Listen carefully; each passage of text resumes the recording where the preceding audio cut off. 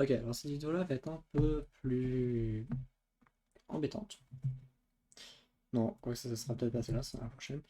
On va voir comment on crée un programme en shell. Donc pour ça, on va faire emacs run.sh. Donc on va créer un nouveau programme qui s'appelle un script shell. Pour ceci, un script shell, ça va commencer par ce qu'on appelle un shebang. Le shebang, ça dit quel est l'interpréteur qu'on veut utiliser. Par exemple, si je veux utiliser le bash, donc le langage de mon terminal, le ZSH, le TCH, vous avez pas mal d'interpréteurs qui existent. Donc par exemple, moi sur mes projets perso, j'utilise TCSH. Voilà, c'est un peu à la version Linux que vous allez utiliser. Je ferai probablement une vidéo qui expliquera ce que c'est en soi, comment fonctionne le shebang, comment fonctionnent les scripts, sache. Mais pour le moment, je préfère vous dire qu'en soi, c'est dans les grandes lignes, hein, euh, comme ça, que c'est juste votre shell en fait.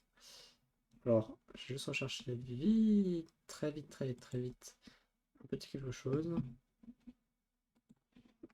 parce que j'ai une vérification à faire, très rapide. Tac, je vais me mettre du coup en pause 2 secondes. Si j'arrive à trouver le mode pause, c'est compliqué. Bon, bah, c'est loupé. Du coup, je vais juste finir vite faire ma petite recherche, on est pour 10 secondes.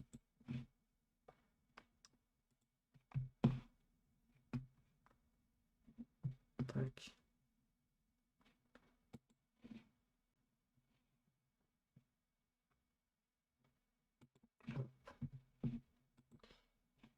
Que je revérifie ce qu'on avait écrit. Voilà. Ok, ouais. Donc, ça va être bin slash sh.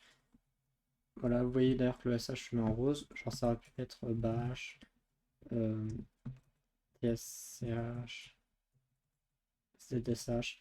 En fait, c'est le shell que vous allez utiliser en particulier. Donc, moi, par exemple, j'utilise tsch. Voilà, ça dépend de la version que vous utilisez. La plupart des gens vont utiliser bash, ce qui est logique. Et sh, c'est pour juste shell. Et il trouvera l'interpréteur en soi. Et du coup, bah, par exemple, là, on va faire gcc-au programme. On va récupérer tous les fichiers. Donc étoile, ça veut dire tous les fichiers qui finissent par penser. Et donc là, si je fais sh pour shell run sh, hop, il m'a récupéré tous les fichiers qui finissent par penser, il m'a compilé en hello world. Voilà, voilà. Ça, en soi, c'est pour la création d'un script sh.